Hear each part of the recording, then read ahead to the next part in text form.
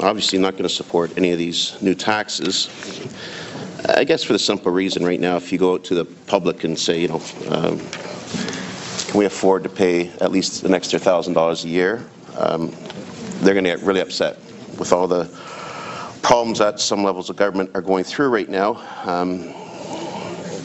Squandering taxpayers' money doesn't look very good. I remember a debate a few years ago that we were going to implement a car registration tax. And it was, I'm not going to mention his name, but he stood where I was. And he swore up and down that this was going to be dedicated, give us the initial, dedicated to transit. Yeah. Guaranteed this was going to go to transit. And it wasn't going anywhere else, and it's only $60. It's only $60, Madam Speaker, and people can afford the $60. Well, everybody heard that during the campaign, but people didn't want to pay the $60. Even if they could afford it, it was the point of it. They didn't want to have that extra charge every time they went and renewed their license. And we asked the city manager to go out and do the work on our behalf on this, to do the consultation with the public, to do the polling, to do the research. And the city manager came back to us and said, there's things that make more sense than others. And by and large, I'm agreeing with the city manager.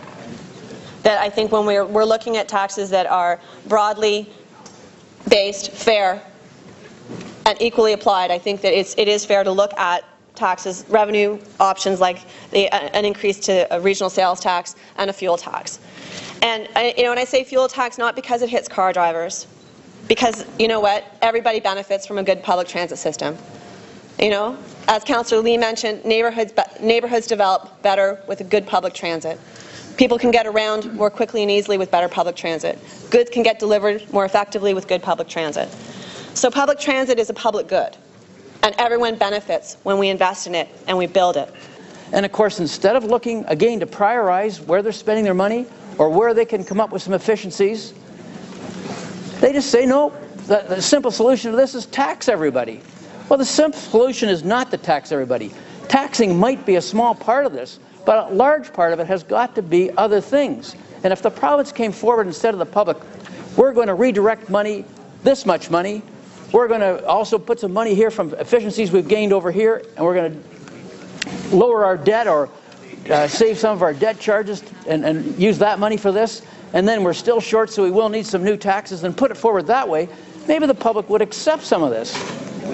But when they see government wasting money, spending, and taxing, they're not going to buy into it. We cannot put another one of these on people's doors.